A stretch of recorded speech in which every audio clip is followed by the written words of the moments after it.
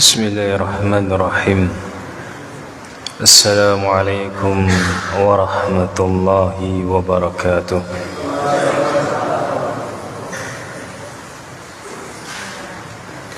إن الحمد لله نحمده ونستعينه ونستغفره ونستهدي ونتوب إليه ونعوذ بالله من شرور أنفسنا ومن سيئات أعمالنا. من يهده الله فلا مضل له ومن يضلل فلا هادي له. أشهد أن لا إله إلا الله وحده لا شريك له وأشهد أن محمدا عبده ورسوله. اللهم صل على محمد وعلى آل محمد كما صليت على إبراهيم وعلى آل إبراهيم.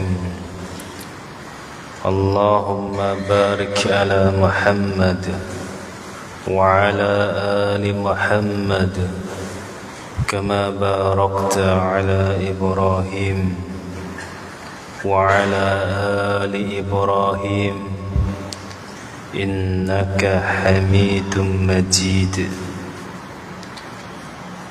إخواني في الدين، أعزني الله وإياكم جميعا. Puji dan syukur kita panjatkan kepada Allah Azza wa Jalla. Fama bikum min ni'matin faminallah. Dan tidaklah setiap nikmat dari kita yang kita nikmati, yang kita rasakan hari ini, kecuali dari Allah Azza wa Jalla.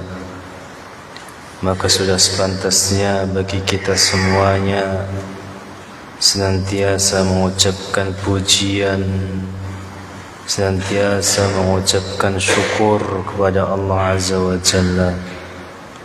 Karena sesungguhnya kita pun tidak mungkin bisa beribadah tanpa nikmat dari Allah Azza wa Jalla. Dan alangkah nestapanya ketika kita di dunia tidak diizinkan oleh Allah Azza wa Jalla untuk mendekatkan diri kepadanya. Ketika kita di dunia tidak diberikan izin untuk beribadah, bahkan ada saja yang menghalanginya, bahkan ada saja yang membuat kita jauh dari ibadah.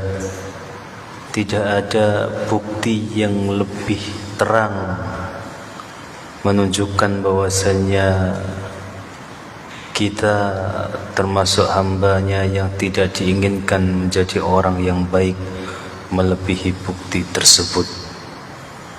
Ketika Allah menjauhkan kita darinya, kita mau beribadah susah, mau beribadah banyak halangan, mau beribadah terbentur dengan mencari dunia dan lain sebagainya.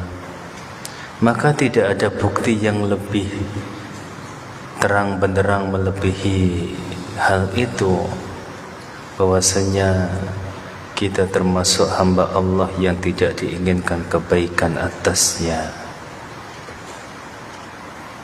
Dan cukuplah bukti yang otentik ketika Allah Azza wa Jalla memudahkan kita untuk mendekatkan diri kepadanya.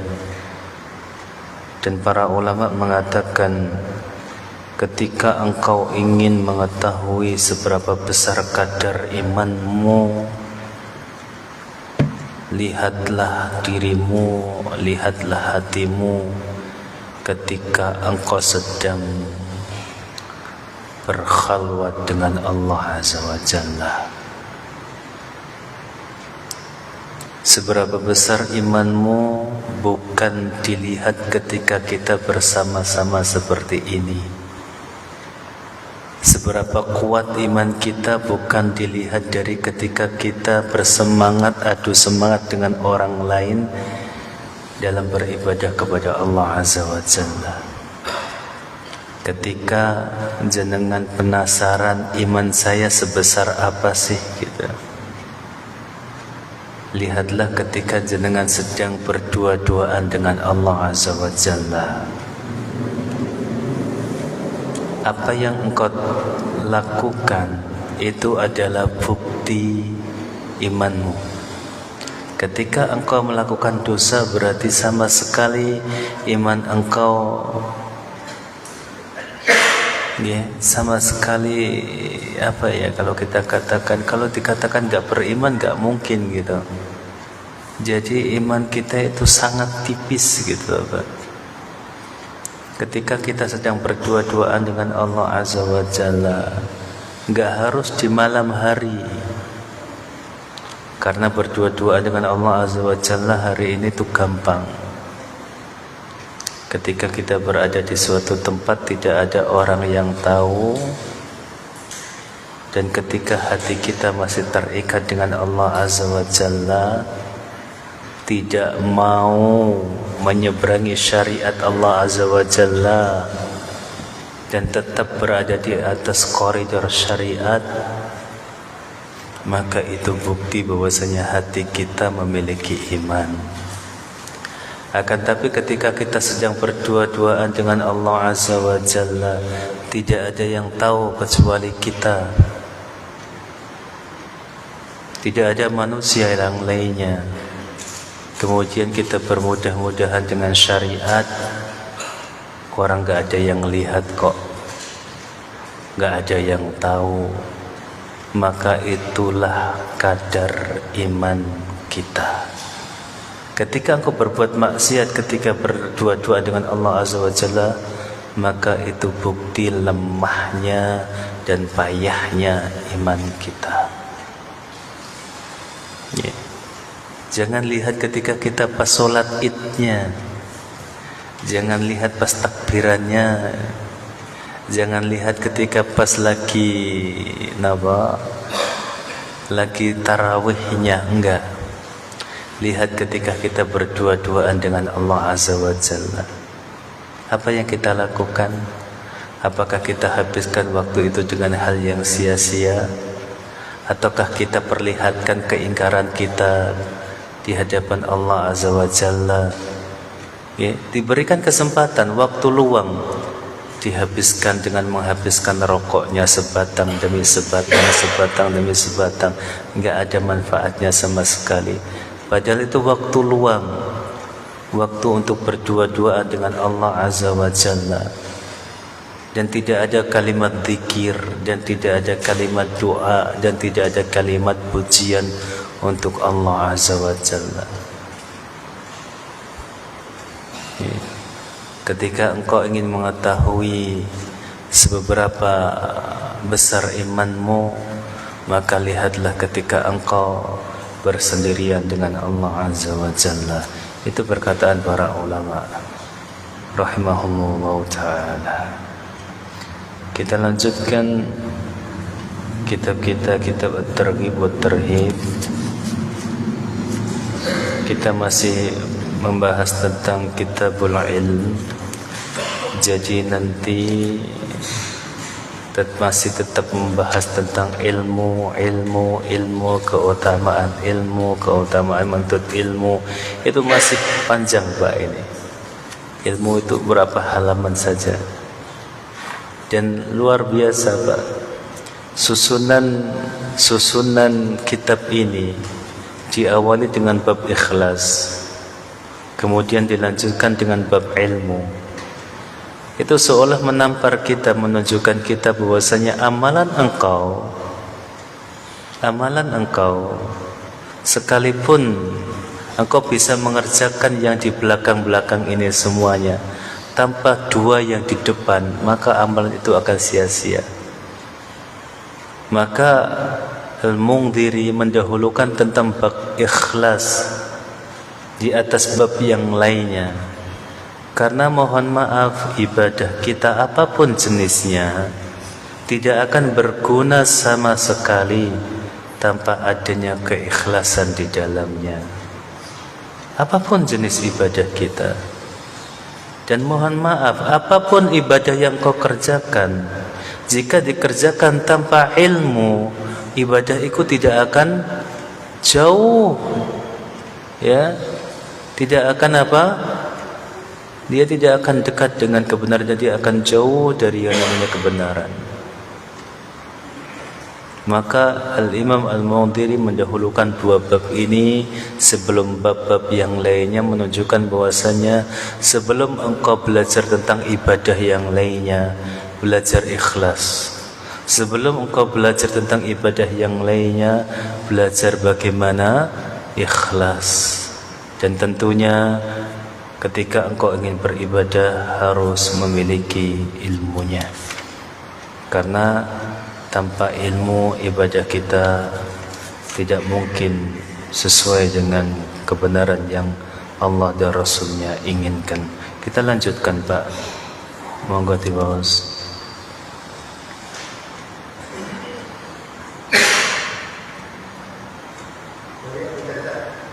Ji.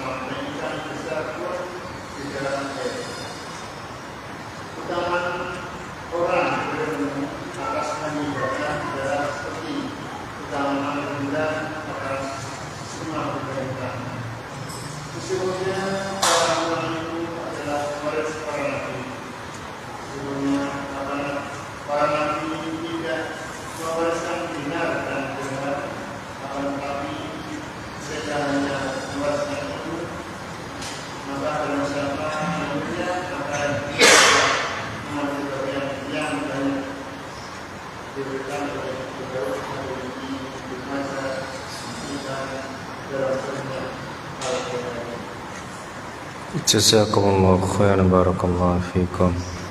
Dari sahabat yang mulia Abi Darda radhiyallahu ta'ala anhu qala sami'tu Rasulullah sallallahu alaihi wasallam yaqul man salaka tariqan yaltamisu fihi ilman sahhalallahu lahu tariqan ilal jannah. Barang siapa yang mau menempuh perjalanan salaka tariqan yaltamisu fihi ilman, dalam rangka untuk menuntut ilmu, sahhalallahu lahu tariqan ilal jannah, maka Allah akan mudahkan baginya untuk masuk surga. Imam An-Nawawi ketika mentafsirkan ayat dan mentafsirkan hadis ini, mensyarah hadis ini, itu berbeda dengan yang lainnya. Beliau mengatakan sahhalallahu lahu, ya, Allah mudahkan baginya, itu sebenarnya yang hadis yang sebelumnya kan ada kalimat sahalallahu lahu bihi. Kalau ini enggak ada bihinya. Sahalallahu lahu bihi, dhamir hi-nya itu Imam An-Nawawi mengatakan kembalinya bukan kepada ilmu, bukan Allah mudahkan masuk surga dengan ilmu, kata Imam An-Nawawi. Jangan kalau belajar ilmu nahwu nanti tahu dhamir hi, dhamir huwa di situ itu kembalinya bukan ke mana, ke ilmu, tapi ke mana, ke salaka tariqan, ke menempuhnya sebuah jalan. Artinya apa? Sekalipun seseorang itu tidak mendapatkan ilmu ketika dia berjalan dengan niat untuk mencari ilmu, Allah sudah hitung setiap perjalanannya, langkah demi langkah itu memudahkan langkahnya menuju ke surga, sekalipun tidak dapat ilmu. Karena para ulama dulu, ahli hadis dulu, terkadang itu menempuh perjalanan sangat panjang dan beliau tidak mendapati perawi yang diinginkan, yang ingin ditemuinya. Dan apakah kemudian perjalanannya itu sia-sia, tidak diberikan pahala oleh Allah Azza wa Jalla? Tidak mungkin. Maka kembalinya bihi itu kembali kepada berjalan saja, itu sudah dimudahkan untuk masuk surga. Itu menurut Imam An-Nawawi ketika mensyarah hadis yang atas. Sebenarnya kemarin ketinggalan karena saya melihatnya dalam kitab beliau ketika mensyarah Sahih Muslim. Dan yang diriwayatkan Imam Muslim itu hadis yang sebelumnya, yang ada man salaka tariqan yaltamisu fihi ilma sahalallahu lahu bihi, ada dhamir hi-nya, itu kembali ke salaka tariqannya, kembali ke yang berjalannya untuk menuntut ilmu. Jangankan ketika dia dapat ilmu, enggak dapat ilmu saja Allah akan berikan pahala dengan mudah masuk surga ketika mau berjalan dari tempat tinggalnya menuju ke majelis-majelis ilmu. Itu. Apalagi ketika seseorang itu mendapatkan ilmu dari majelis tersebut, maka akan jauh lebih mudah. Karena sesungguhnya al-ilmu nurun, ilmu itu cahaya. Dan jalan kita sudah semua paham.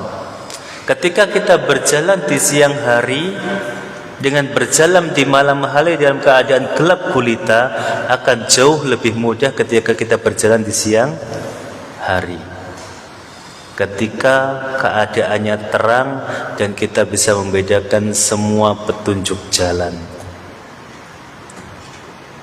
Ketika kita jalan di malam hari dan tidak ada cahaya, oke, kita bisa jalan, tapi tentunya dengan apa? Meraba-raba, menerka-nerka, kesana mungkin, kesini mungkin, oh mungkin begini, oh mungkin begitu. Itu adalah keadaan yang dialami oleh sosok atau orang yang tidak memiliki ilmu. Maka ibadahnya hanya menduga-duga, mungkin begini, mungkin begitu, mungkin ini, mungkin itu, semua kemungkinan. Akan tapi ketika dia memiliki ilmu layaknya seorang yang berjalan di siang hari,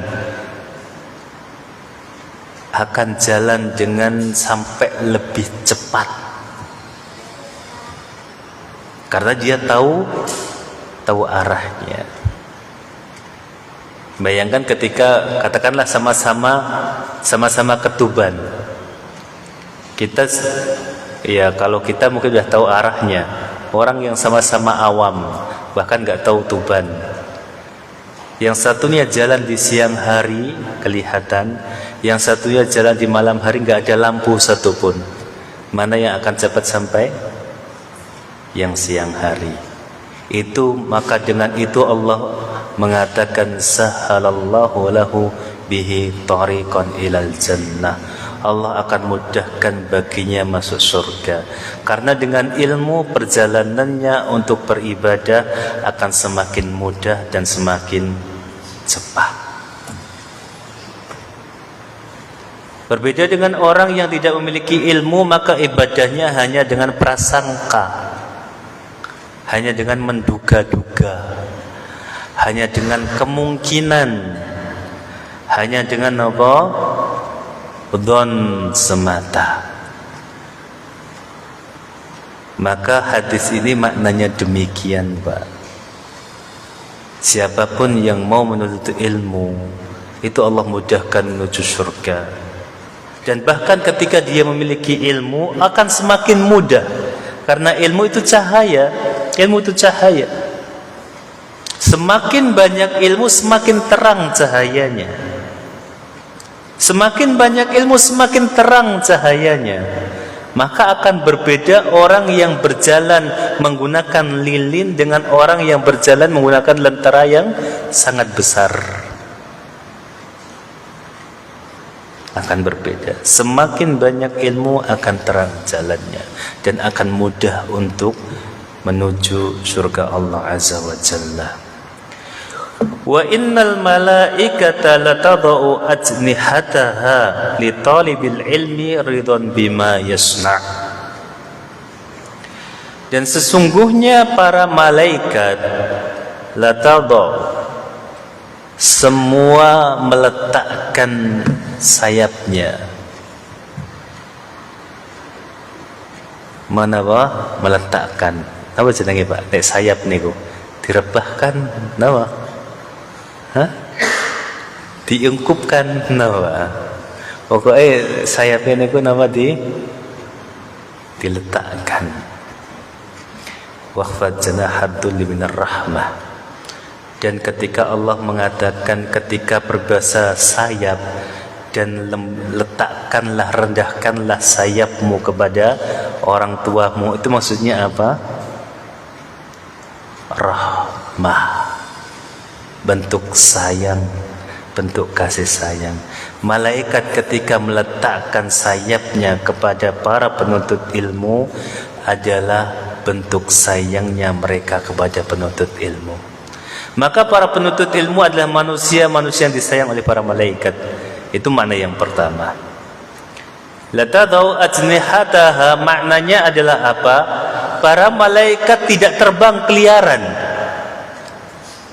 Ketika ada majlis ilmu, para malaikat terbang menuju majlis ilmu itu dan dia diam mendengarkan majlis ilmu sampai selesai. Diletakkan Pak sayapnya. Jadi kita tahu malaikat diciptakan memiliki apa? Sayap. Semakin banyak sayap menunjukkan keutamaan malaikat. Semakin banyak semakin utama, semakin banyak semakin utama, semakin banyak semakin utama. Dan ketika para malaikat meletakkan sayapnya semuanya, maka itu bukti bahwasanya mereka tidak mau terbang dari majlis tersebut, ingin mendengarkan bagaimana Allah dipuji, ingin mendengarkan bagaimana syariat Islam dikaji, ingin mendengarkan bagaimana Allah dipuja di tempat itu. Itu para malaikat. Artinya ketika ada sebuah majlis ilmu, para malaikat datang, Pak. Dan beliau, para malaikat itu tidak mau beranjak dari majlis ilmu sampai majlis ilmu itu selesai. Fa innal alima la yastaghfiru lahu man fis samawati wa man fil ardi hatta al hitan fil ma. Dan sesungguhnya orang yang alim, orang yang mengetahui seluk-beluk ilmu, la yastaghfiru lahu,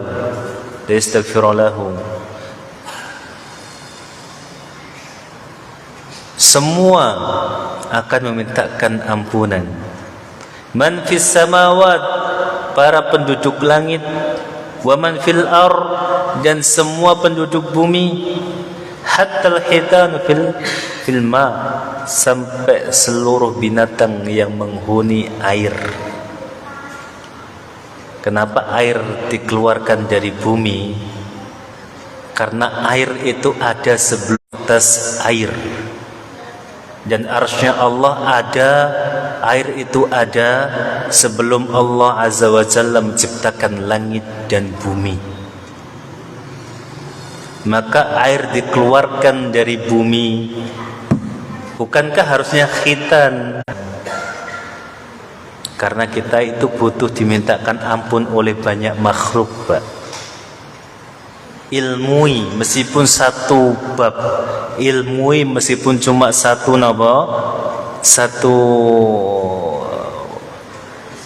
bab tentang ibadah niku jenengan ilmui. Katakanlah tentang solat, ilmui dengan benar-benar. Katakanlah tentang zakat, ilmui dengan benar-benar. Maka orang-orang yang mengilmui, jadi orang yang alim itu akan dimintakan ampun oleh seluruh penduduk langit, seluruh penduduk bumi, sampai semua jenis ikan yang ada di lautan, hatal hitan, sampai binatang yang terbesar yang di lautan pun memintakan ampun kepada kita semuanya. Wa fadlul alimi alal abid, dan keutamaan para ulama dibanding dengan para ahli ibadah, ka fadlil qamari ala sairil kawakib. Ini dari segi apa? Dari segi manfaatnya menunjukkan orang lain terhadap perkara yang samar. Bintang itu sekalipun banyak, jutaan, tapi kalau nggak ada bulan, Mbak, tetap malam kita akan tetap gelap. Tapi kalau bintang itu sekalipun nggak ada bintang, kalau bulan itu mentereng, bulan itu bunder, bulan itu sempurna, jenengan bisa lihat ketika di tempat-tempat yang gelap kayak nang gunung atau nang Tegal, itu akan terlihat jelas jalan itu, Pak. Kita akan bisa melihat mana batu, mana tanah, mana dengan bantuan apa? Sinar bulan. Jadi itu ibarat orang yang berilmu dibandingkan dengan orang yang ahli ibadah. Ahli ibadah sekalipun jumlahnya jutaan, tidak mengalahkan satu ahli ilmu, Pak, fadilahnya. Karena ahli ibadah belum tentu mengerti ibadahnya. Ahli ibadah hanya mengerjakan apa yang didengarnya. Bagaimana dalilnya, bagaimana istinbatnya, bagaimana istidlalnya, bagaimana rujukan ayat, rujukan hadisnya, dia nggak tahu. Dan yang bisa menunjukkan itu semua hanya para ulama. Seperti bulan purnama yang menunjukkan kita jalan. Jutaan bintang itu nggak akan berguna kalau bulan itu nggak ada, nggak akan berguna sama sekali. Jalan kita akan tetap gelap, jalan manusia akan tetap gelap. Akan tapi ketika bulan yang ada, meskipun itu satu, dia bersinar terang, maka dia bisa menunjukkan jalan untuk orang lain. Pak, batu minggir, Pak, di situ ada kali diloncati, Pak, di situ ada, kelihatan semuanya. Bukan berarti kita meremehkan ahli ibadah, bukan. Karena sesungguhnya ilmu pun tidak akan berguna tanpa engkau beribadah. Karena Allah Azza wa Jalla berfirman ketika mengenai surga atau neraka, jazaa' bima kanu yaf'alun, jazaa' bima kanu ya'malun, jazaa' bima kanu yaksibun. Balasan sebagaimana amalan mereka sewaktu di dunia, balasan apa yang mereka usahakan di dunia, balasan sebagaimana pekerjaan mereka di dunia, bukan ilmu mereka. Akan tapi dari segi manfaatnya terhadap umat, dari segi manfaatnya terhadap orang lain, maka ahli ilmu itu ibarat bulan, sedangkan ahli ibadah itu ibaratnya seperti bintang gemintang yang sangat banyak, akan tapi tidak bermanfaat bagi orang lain. Karena sesungguhnya ketika ada orang sholat di sini, orang sholat di sini, dan kita berada di sampingnya, pahalanya tidak akan pernah mengalir sampai kita di sampingnya.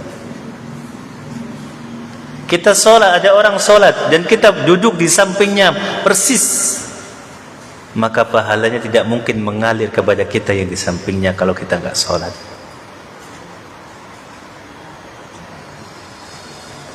Tapi ketika ilmu yang disampaikan, orang mengajarkan ilmu, kemudian engkau menuntut ilmu dan engkau pahami ilmu tersebut, engkau sampaikan ilmu itu, engkau kemudian hatta ketika engkau tidak melakukan ibadah tertentu, tapi berkat ilmu yang engkau sampaikan kepada orang lain, pahala orang tersebut dapat engkau nikmati sekalipun engkau tidak mengerjakannya. Katakanlah engkau memberikan tausiah, memberikan ilmu kepada orang lain tentang bagaimana tentang zakat, bagaimana tentang warisan, bagaimana tentang hal-hal yang mungkin engkau enggak memiliki itu semuanya. Mau zakat enggak punya uang yang dizakati, mau zakat enggak punya emas yang dizakati. Tapi ketika orang tersebut mendapatkan ilmu zakat dari engkau, engkau enggak zakat, engkau enggak zakat sama sekali. Tapi bagaimana orang tersebut mau mengeluarkan hartanya untuk zakat melalui lisanmu, maka engkau akan mendapatkan pahala sebagaimana orang yang mengerjakan zakat tersebut tanpa dikurangi sedikit pun pahalanya. Kalau orang sholat engkau mendapat pahala kan enggak gitu. Orang yang memiliki ilmu tanpa engkau mengerjakannya, ketika orang tersebut mengamalkan suatu amalan berkat atau melalui kalimat yang engkau keluarkan untuk mereka, maka engkau akan mendapatkan pahala. Itu bedanya ahli ilmu dengan ahli ibadah. Bukan berarti menyepelekan ahli ibadah, akan tapi ahli ibadah kalau dilihat dari segi manfaatnya untuk orang lain itu sangat kecil dibandingkan dengan ahli ilmu. Ahli ilmu dalam satu waktu bisa bermanfaat untuk jutaan orang. Kalau yang hadir 1 juta orang dalam satu waktu. Ahli ibadah ketika mereka melakukan ibadah hanya untuk dirinya sendiri, tidak sampai kepada orang lain.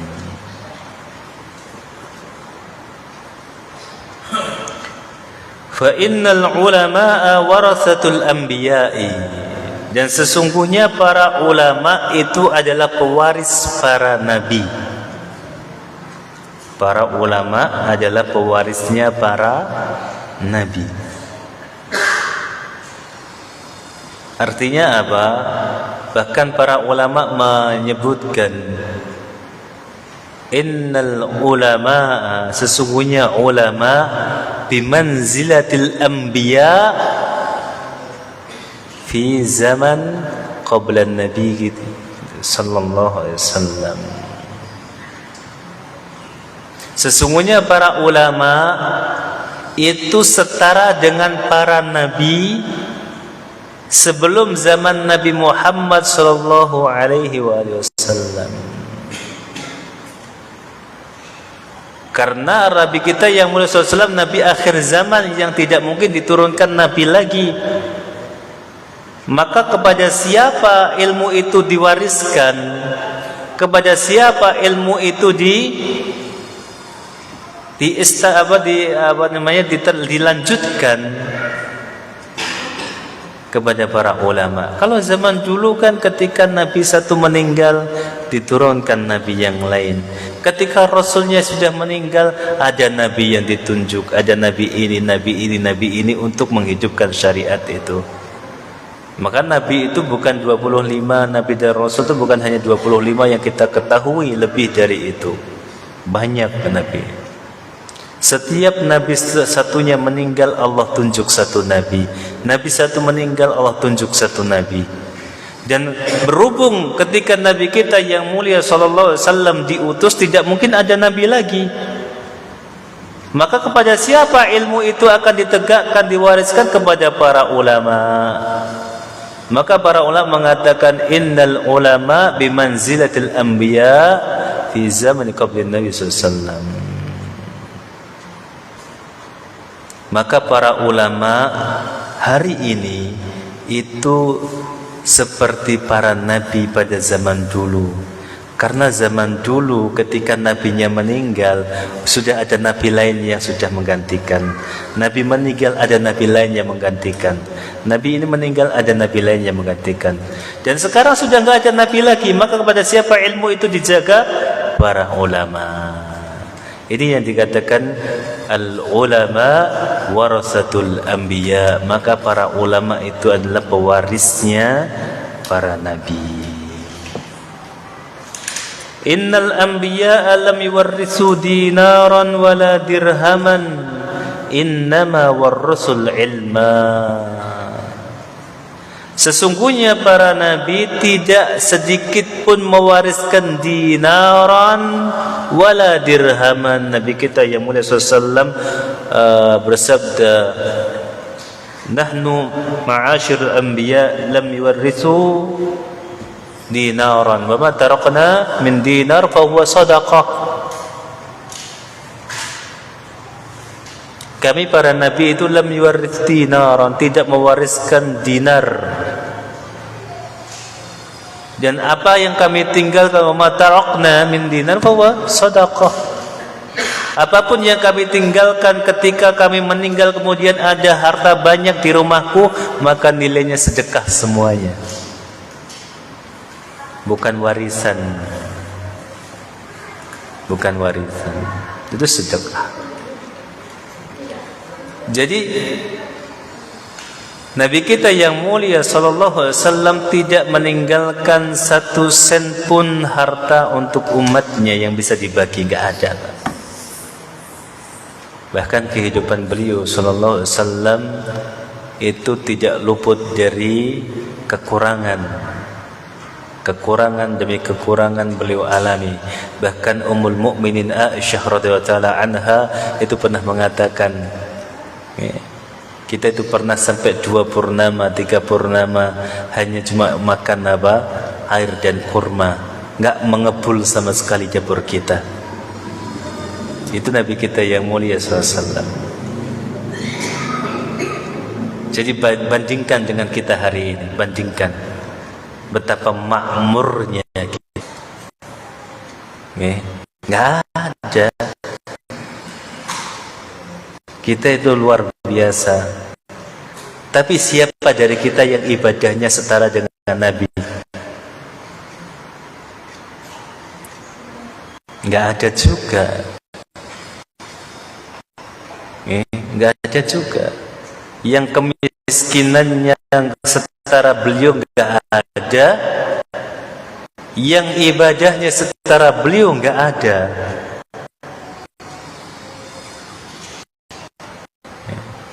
Beliau di tengah kekurangannya, beliau ketika sallallahu alaihi wasallam perang Khandaq, ketika para sahabat sudah berusaha untuk memecah satu bongkahan batu yang besar, Pak. Akhirnya apa? Nabi kita yang mulia SAW yang maju, beliau memakai jubah dengan lengan yang lengan segini, dengan lengan yang lagi lengannya lebar, seperti jubah Afrika gitu Pak, lengannya lebar. Dan para sahabat melihat dengan matanya sendiri, beliau SAW mengikat batu di perutnya untuk supaya tidak lapar Pak. Ditaruh ini batu besar di perutnya untuk mengganjal.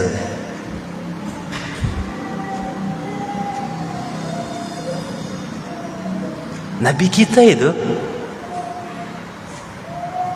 begitu saja tiap malam itu nggak pernah luput, nggak sholat malam itu nggak pernah Mbak.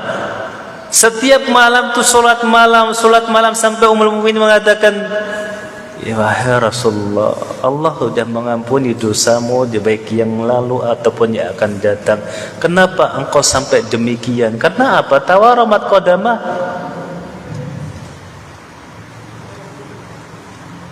Sampai bengkak kakinya. Di tengah pembagian harta yang menurut kita itu nggak adil gitu loh. Kalau kita bisa protes ke Allah itu nggak adil gitu. Ya Allah itu Nabi gitu, itu paling mulia. Siang engkau landa dia dengan kelaparan, malam tetap berterima kasih kepada Allah Azza wa Jalla. Siangnya hidup dengan penuh kelaparan, malam masih tetap berterima kasih kepada Allah Azza wa Jalla. Sedangkan kita kadang-kadang siang itu penuh kemewahan, malam dihiasi dengan kemewahan pula. Lelap di kasur yang empuk, di pembaringan yang nyaman, ditemani dengan istri, ditemani dengan anak-anak. Beliau ketika mengatakan itu, afala akuna abdan syakura, apakah salah kalau aku menjadi hamba Allah yang syukur? Apakah salah kalau aku jadi hamba Allah yang syukur? Padahal paginya kelaparan Mbak, padahal paginya itu kelaparan. Nabi kita yang mulia pernah keluar karena lapar, diikuti para dua sahabatnya Umar dan Abu Bakar karena lapar. Wa ma akhrajakuma, apa yang buat kalian keluar di malam hari seperti ini atau tengah hari? Perawinya itu lupa antara tengah malam atau antara tengah hari gitu. Dikeluar, dia berapa keluar ya? Wa ma akhrajani illa al-ju', dan tidaklah yang membuat aku keluar hari ini kecuali karena aku lapar. Lapar Pak, nggak ada makanan di rumah. Kalau kita kan lapar masih bisa masak Indomie, beli ke depan, beli ke situ kan itu. Itu nggak ada yang dipakai beli, nggak ada yang dipakai beli Pak. Akhirnya apa? Keluar gitu saja. Barangkali nanti ada yang memberikan makanan. Itu orang yang paling mulia, orang yang paling mulia. Ya. Maka fa innal anbiya lam yuwarrithu dinaran, maka jangan berharap bahwasanya Allah mewariskan kepada para nabinya harta yang sangat banyak, itu enggak mungkin Pak. Wala dirhaman, dan juga pula dirham enggak. Innama warasul ilma, karena sesungguhnya mereka mewarisi ilmu. Yang siapapun yang mencintai beliau SAW bisa mengambilnya. Faman akhadahu faqad akhadha bihaddin wafirin, maka barang siapa yang mau mengambil ilmu, maka dia sudah mengambil bagian yang sangat banyak. Dia mendapatkan bagian yang luar biasa. Daripada jenengan mendapatkan tongkat beliau katakanlah, atau daripada jenengan mendapatkan baju besi beliau, lebih baik mendapatkan ilmu beliau sallallahu alaihi wasallam. Barang siapa yang telah mengambil ilmu beliau SAW, maka dia telah mendapatkan bagian yang sangat banyak.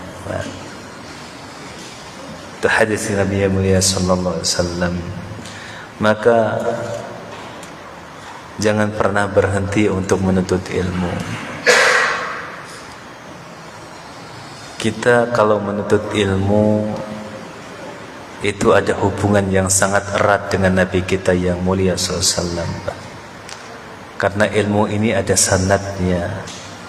Laulal isnad laqala man syaa ma syaa.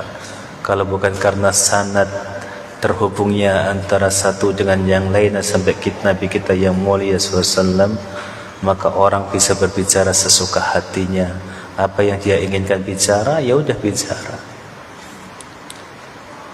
Akan tapi ketika kita mempelajari ilmu ini, katakanlah dari Abu Darda nanti ke muridnya, kemudian sampailah kepada Imam Al-Mundhiri, dan kita mempelajari ilmu itu dari Imam Al-Mundhiri, dari kitab beliau, maka ada keterikatan. Jadi ini adalah warisan yang beliau SAW bisa berikan untuk kita semuanya. Kalau tidak ada keutamaan dalam menuntut ilmu kecuali dekatnya kita dengan Nabi kita yang mulia SAW, maka itu pun sudah cukup. Sudah cukup, Pak. Sudah cukup. Para sahabat itu ketika ditanya kenapa pengen masuk surga, karena di sana ada Rasulullah, itu pun sudah cukup, gitu saja. Mereka ingin bersama dengan Rasulullah SAW. Kenapa ingin masuk surga? Karena di sana ada Rasulullah, itu sudah cukup, gitu. Ya, bagaimana mereka rindunya dengan Rasulullah SAW. Mereka yang sudah pernah melihat saja itu rindu terhadap beliau SAW. Kalau kita ini luar ya Allah, kita hanya bisa mendapati ilmunya, dan kerinduan kita mungkin justru malah tidak terhitung jumlahnya, tidak terbendung. Kalau kita ingin mengatakannya itu kita sangat rindu kepada beliau SAW. Maka jangan pernah patah semangat dalam menuntut ilmu, Pak. Sekalipun kadang-kadang kita belajar mendapatkan ilmu, maka itu sudah Allah berikan kemudahan untuk masuk surga. Subhanallah bihamdika asyhadu an la ilaha illa anta